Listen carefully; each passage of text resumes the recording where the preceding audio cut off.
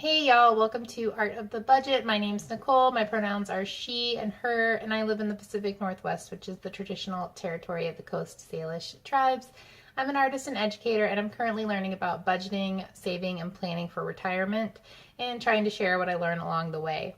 So I saw a few small personal finance YouTubers do a collaboration about health and your budget, or being healthy on a budget, and I wanted to jump in and also do the tag and share my suggestions for being healthy on a budget. So yeah, I think I have about 6, and I'm going to dive right in. So number 1 is fall in love with yourself. So fall in love with your brain, fall in love with your body. My therapist gave me a button. She gave some people a button that said, embrace your wrinkles. And there's a picture of a brain, which I think is really great. So yeah, I think you can save a lot of money by not changing yourself or not buying products to change yourself. And if falling in love with yourself as you are is too hard, consider being protective of yourself, protecting your dignity, and practicing self-compassion. Because bottom line, you're awesome, you look good, and you don't need to change anything about yourself because of pressure from society. So, what I'm really talking about here is we get a lot of messages from industries that are $1 million industries about ways that we can buy products that will change us. And you don't need to buy any of those. So that will save you a lot of money. Okay, number 2, if you are trying to, get healthy, that's a worthy goal. And I would just say, don't rely on one measure or one number to dictate what is healthy. Obviously, everyone is really different. We're different when we are born, and we continue to be different. And our experiences actually, create a lot of that. So as I mentioned, our brains, they're all really different. And I think mental health can and should be something that we think about when we're thinking about health. And I also think that our bodies are different. Our metabolisms are different. They start out different, and things like trauma or disordered eating can drastically change them. So, you don't want to rely on one number or one single measure, because that may not be something that your body can do. And I don't think there's anything worse than just like being mad at your body. That is not going to improve your health. Also, our society gets really obsessed with certain measures of health. And at the end of the day, we're all different, and everyone isn't 100% healthy, nor are they required to be. So at the end of the day, you don't owe anyone your health.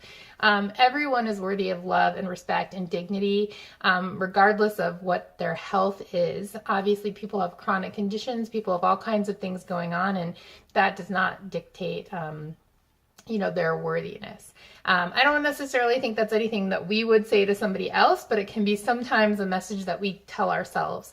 So, just remember, there's no one measure of health that is, the end all be all for you. And, also, you don't owe anyone your health.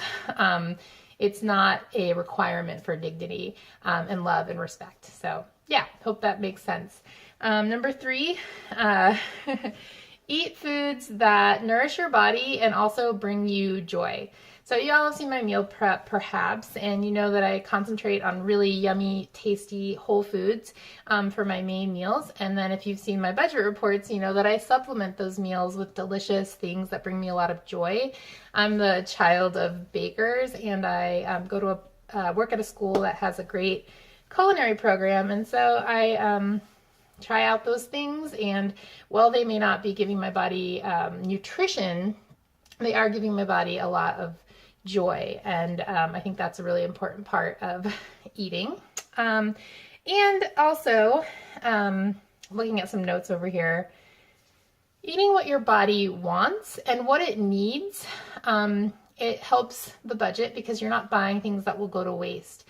On that topic, of course, there are folks who just don't have access to fresh, healthy food.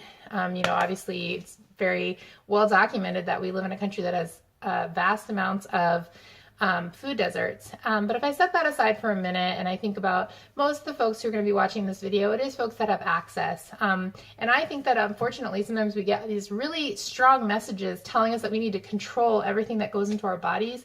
But actually our bodies are really smart. And so if you can, it's not easy and it takes a lot of time to kind of get rid of those messages. But if you can start to listen to your body, it might want, delicious treats at first, but I think that most people find that their bodies will start to crave what they need. And in addition to what maybe just brings them more joy than nutrition. So just something to consider. Eat what your body wants and what it needs, and really honor that voice. Let your body tell you some of the information and don't just rely on your brain. Okay, next is number 4, move your body in ways that bring you joy. Is that right? I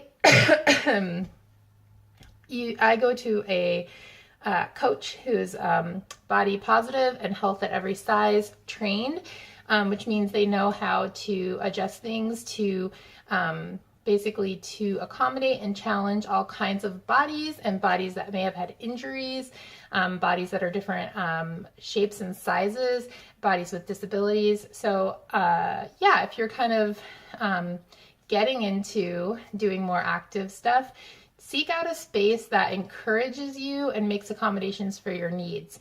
And you guys know I also do hiking club, and it's very similar. We do all types of hikes. Some of them are on paved, some of them are paved or boardwalks, so they're accessible for most folks. And then some are much more challenging. And our hiking club encourages people to go at their own pace, do as much of the hike as they can, and choose the hikes that are appropriate for their skill level.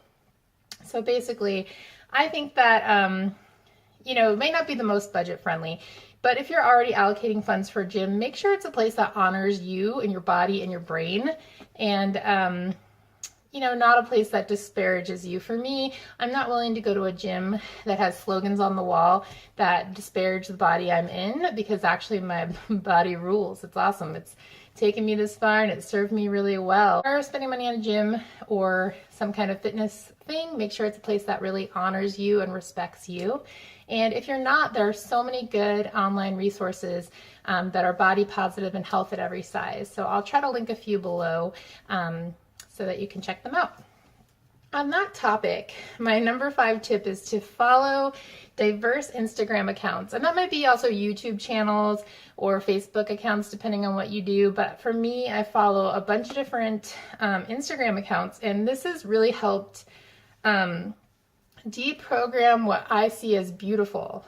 So I've never really followed a lot of fitness or fashion accounts, because I'm more of an art person.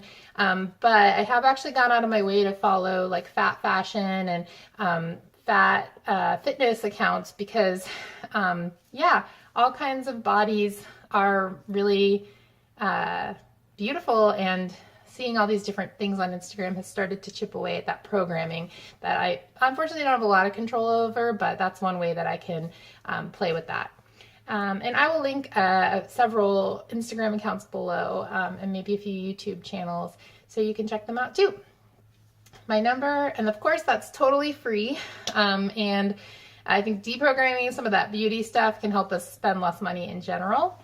Number 6 is to consider therapy. Now, actually, depending on your circumstances, this may be cost prohibitive. If you've got health insurance, you might have good coverage. You might only have to pay a copay to go and see a therapist. But in my experience, prioritizing therapy is a expense that will pay you dividends over time. And, really, I can't suggest a better thing. Now, of course, for some people, this is not going to be an option, but for a few of us, depending on where you live, you might be able to access sliding scale resources. You may even be able to access free therapy. If you're in school, you most likely have access to at least a little bit of free therapy. And if you have health insurance, that might be possible too. You also can look into your job and see if there's an employee assistance program, because that may be access to free therapy as well. Now, everyone's different, but I feel like all of us kind of have something to work on. And so putting a little bit of energy into finding therapy resources, especially if you're not in a crisis time and you're doing pretty good, again, is something that will definitely pay you back over time. I'll link to A Merry Life on a Budget.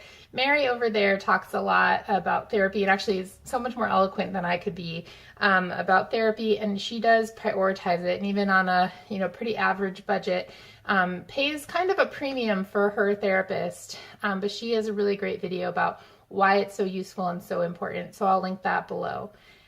Yeah, so definitely an expense that's well worth it if it's accessible to you.